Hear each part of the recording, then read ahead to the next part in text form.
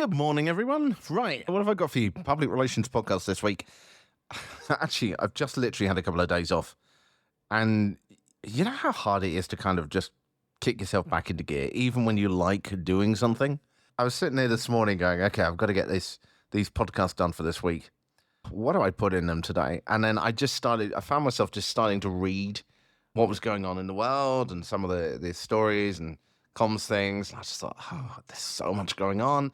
And then what I tend to do is I start recording my thoughts on things, and I just go on and on and on.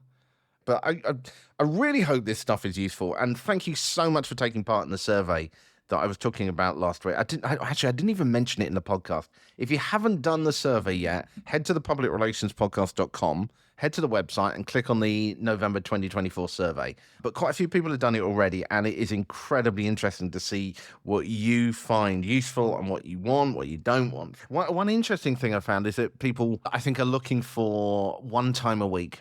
They don't want 2 podcasts. So I'm going to look at those results. I'm not going to change it this week. I'm going to look at the results by the end of this week, and then I'll change it and adapt it to what you want. Right, what have I got for you today? I don't know. Did you notice the Jake Paul versus Mike Tyson fight? I don't know whether you care about combat sports at all, but I always find these kinds of things are really fascinating when you're reverse engineering it from a marketing and PR point of view. You know, what is it? Why is it some of these events work so well, and what can we pull from it?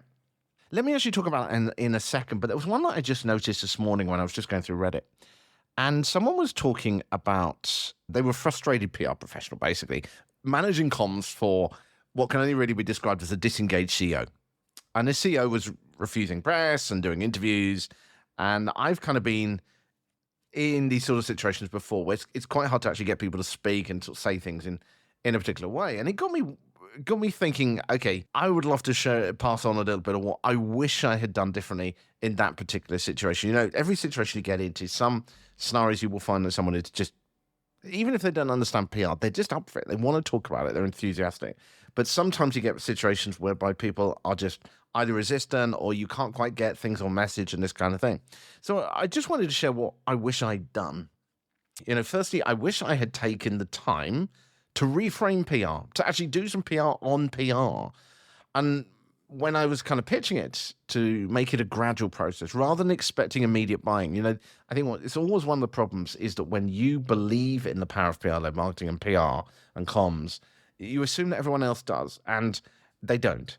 You know, for a CEO who hasn't experienced PR or is afraid of it or feels it's daunting or risky, pushing them for big interviews right away is the quickest way to shut it down and to get them just absolutely blank. And instead, what I wish I'd done is to try and understand a bit more about where they were, and to start off by saying, okay, look, you've got me on board, and over the next 6 months, I'd like to show you how PR can add value with small, low-stakes steps. Now, that doesn't mean we're not going to do anything in the first 6 months. We're going to come up with a crumbs crisis plan. We're going to do all this. We're going to do all this. We're going to put out various typical press release type stories. But what I really want to show you is the power of PR over the next 6 months and how we could embrace that and really boost what we're doing, rather than just doing PR to really boost what we're doing. And I think by doing that and by gently badgering away, it would have laid a far more reassuring sort of groundwork for future opportunities. And the next thing I'd have done to show the value of PR is to do exactly what you do in PR, which is to build the evidence steps,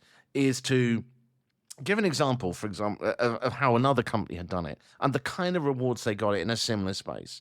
I would look for any opportunities to find people that the CEO knew who had also done it, friends of theirs. I'm not talking about, well, yeah, rivals is fine, but friends of theirs as well, who can then talk to them about it, or I can connect them up and get them in a conversation talking about PR. I would then look for the most fluffy opportunities to build confidence for them. So instead of pitching them to, you know, high stakes industry heavy press or you know, trying to put them on some kind of big high stakes show or whatever, I would aim for a little niche podcast or even a local profile podcast and get them to go on there, something fluffy and safe that isn't necessarily about the industry or the topic that it's in. I mean, I remember actually doing this to myself one time. You know, we all go through ups and downs in our careers, right? And there was a bit of time when things weren't so great. And one of the things I did to kind of just rebuild my kind of confidence in speaking up again was I went on a couple of podcasts which were just kind of like setting your future ahead. What things you'd like to do, lessons you've learned in life, and stuff like that from interesting people. And for some reason, they thought I was interesting. And I went on there and I kind of talked about, well, my goals for the future and stuff like that. And it was a really fluffy, low-risk thing. And I think she was a coach or counselor or something like that. And it was a completely harmless interview. It was an aspirational interview for a group of people that just wanted the best for you. So by taking these fluffy opportunities, it gives you a chance to just relax a bit, not to be so worried, and to just go out there and enjoy yourself. And there's plenty of fluffy opportunities out there now. I mean, you only have to look at the US election and see how specific candidates went for specific outlets because they knew they were going to get a good reception. So I wish I had done that. Looking in hindsight, I wish that I had spent time building up that confidence, building up the evidence steps to show the value of PR, and then doing something a bit more fluffy, just low risk, so that they could actually gain their confidence, rather than me just going, look, this is what we need to achieve. This is how we're going to do it. Let's do it day one, because it just didn't work. Anyway, that was a quick thought. Right, I must get on to Tyson and Paul, because this is the main thing I wanted to talk about today. As I say, I'm not sure if you're a fan of combat sports, but honestly, this isn't about combat sports, and that's the whole point. Because over the weekend, we saw this, the YouTube influencer, Jake Paul, and legendary boxer Mike Tyson stepping into the ring for this boxing match. Now, this fight wasn't about technique. It wasn't for boxing purists or even the sport's history. The entire build-up and execution was about something bigger. It was a masterclass in PR-led marketing, really, if you think about it. And whether you personally sell, I don't know, baby gear or building supplies, whatever you do, whatever you work for, or whatever agency you're working in, the kind of products that you are helping clients sell, I think there's lessons to be taken away here. Lessons about controlling your message, creating buzz around what you're doing, building stories that don't just engage audiences, but drive real revenue as well. Now, okay, for traditional boxing fans, the fight was a really easy target for criticism. It wasn't technically sound. It didn't represent the sport's highest honors and level and chivalry and whatever. And yes, it leaned heavily on entertainment over athleticism. But like I say, let's be real here. None of that actually mattered. And I'm not dissing people that love the sport. But this fight wasn't about boxing. It was about creating a spectacle that brought together Tyson's nostalgic fans and Paul's influencer-driven, I'm doing air quotes here as usual, which you can't see me doing, his audience. And let's be honest, it worked. It gave boxing, it gave Jake Paul, and it gave Tyson money, but more importantly, the publicity that they were all looking for. All three, the sport and the two people taking part. So let's break it down. Let's have a look at sort of 4 takeaways from the Paul Tyson fight that I think we can all apply and need to be constantly reminded of in our own comms efforts. So number 1, let's start with the obvious. Boxing as a sport is a bit outdated, right? When you look at its brand, as you look at its image now, it's a kind of slow, rigid, and it's frankly losing relevance with modern audiences. And combat sports like Ultimate Fighting have taken its place because they offer this fast-paced action, these brutal finishes. It's a spectacle and an unapologetic focus on that spectacle. UFC understands that it is selling an event. It's selling an experience. It is not selling a sport, even though that's kind of the premise underneath. But boxing still tends to see itself as a traditional, even a little old-fashioned, as a sport. And that mindset, from a marketing point of view, is sadly a bit of a problem, because the Paul Tyson fight wasn't designed for diehard boxing fans, as I say. It was designed to bring new people into the sport, to promote both Paul and Tyson's brands to fresh audiences as well, and to make some serious money. And it did it. You think about it. Tyson's fans tuned in because they were curious. Could their hero, this legend of the sport, still do it? Paul's fans came for something else. They wanted to see their guy pull off another over-the-top stunt. It's not the boxing they were watching for. And the fight itself, what was it? I think it was like just 16 minutes. Short, snappy, and easy to consume. And if you think about it, kind of like a YouTube video than a traditional boxing match, which I think can go on like half an hour or more.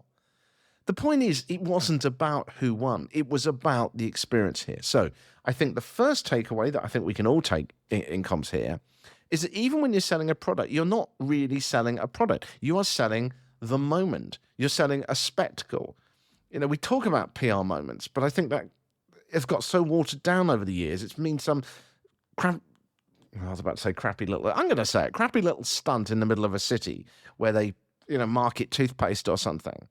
A PR moment is something that stops people in their tracks. It makes them pay attention and it gets them talking. And this did that.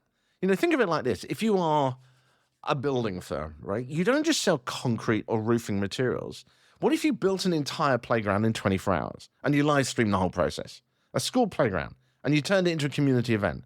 You got people to come along and watch as your construction company build this thing. And just by adding the pressure of a time limit, you've created a spectacle, you've created a story. And that's what this fight did. It turned something ordinary, a boxing match, which no one without these added elements would have paid as much attention to, and turned it into something extraordinary. And that, I think, you can do with any business.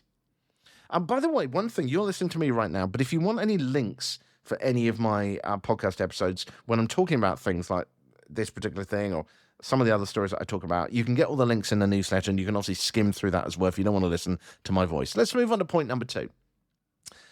If we talk about Jake Paul for a second, right, is he a great boxer? Right, he's a YouTuber. No, he's absolutely not. But his presence in boxing is undeniably a win for the sport. Why? Because he's brought something boxing desperately needed, a fresh, younger audience. And that's really what influencers do, isn't it? They bring their audience with them and put them in front of your thing so that their audience sees it. But here's the key. It's not just that Jake Paul is an influencer. How does he become an influencer? Right? But here's the key. Jake Paul isn't just, in quotes, an influencer. He doesn't just appear on YouTube. It's that his personality connects with that target audience. Now, in Jake Paul's case, he's this brash, over the top, almost obnoxious energy that resonates with the specific target demographic, which is mostly young men. And for boxing promoters, that's exactly the audience they're trying to reach to come on board to watch future competitions. And it's going to be the same for brands. People aren't drawn to your product because of its features. They're drawn to the feeling your product gives them, the story it tells, or the personality behind it. So who are you trying to reach? This is, the business point. Who are the audience you want to reach? And what kind of personality would resonate with that audience? Whether it's Jake Paul's bold, brash energy or Tyson's underdog comeback narrative. This fight worked because it's centered on personalities. What is the personality? Who are the people you're trying to reach, and what personality is going to resonate with them? You don't need to be hosting a fight to make this work. So, it could be literally getting your CEO to show up as a real, relatable person, not a complete corporate robot on social media. Highlighting your team's stories, their quirks, their passions, bringing out the personality side of it. Focusing on the emotion that your brand creates, not just the technical features of what you're selling. At the end of the day, people don't follow products, they follow people. And that's the key thing we've got to remember here. And obviously getting an influencer on board, if you're trying to pay them and they're reaching the market that you want to reach, then that's obviously valuable. Number 3, when I first heard about this fight, I had the same reaction, I think, as most people, which was a young influencer beating up an aging legend. God, even as I say that, it sounds awful. It felt exploitative. But here's where the event organizers were brilliant, because they controlled this narrative from the start. So you see Mike Tyson, he's releasing all this training footage showing he wasn't just going through the motions, he was all in. And that's what he kept saying, because he needed to keep saying that, no, I'm on board for this. I want to do this. I really feel that I can win. And by doing this, it's hard for a critic to say, well, he shouldn't be doing it, when he's saying, I want to do it, and here are the reasons why I want to do it. And by doing this over and over again, that had far more impact. Now, okay, the organizers also had the point is they covered all bases. So they had him giving his opinion, but they also did it from a sort of medical point of view as well. So the organizers emphasized that they were using safety measures too, like shorter rounds, much larger gloves, everything designed to reduce the risk of real injury.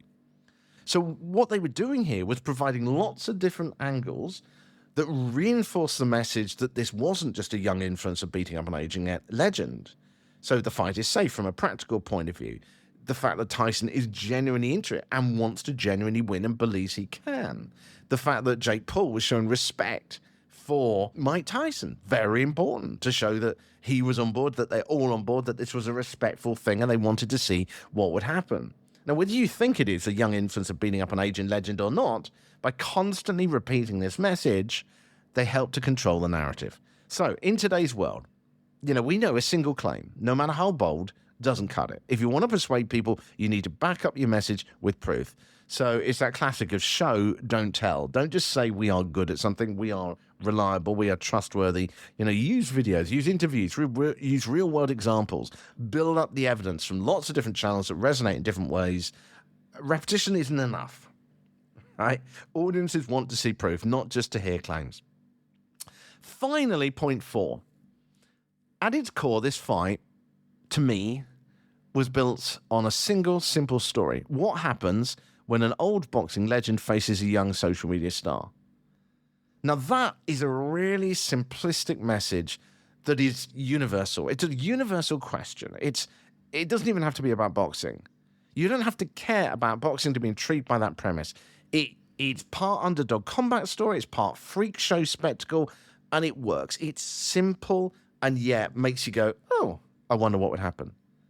So for me, this is what separates good campaigns from great ones.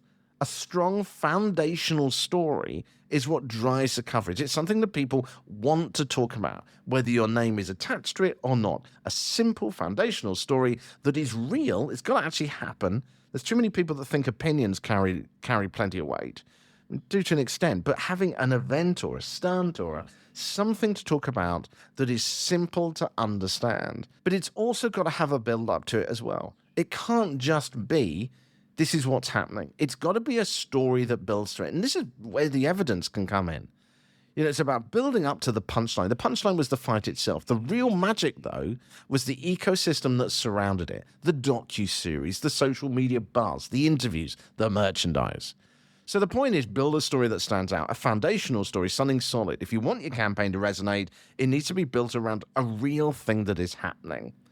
What's the universal theme or question behind what you're promoting? How can you then create an ecosystem of content around that? All the different elements of it.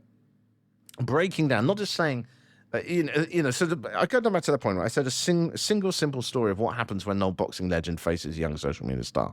There's so many different ways of interpreting that, of raising questions about it, of the implications of it, different angles that all ultimately support that one core narrative that you're trying to get people engaged in.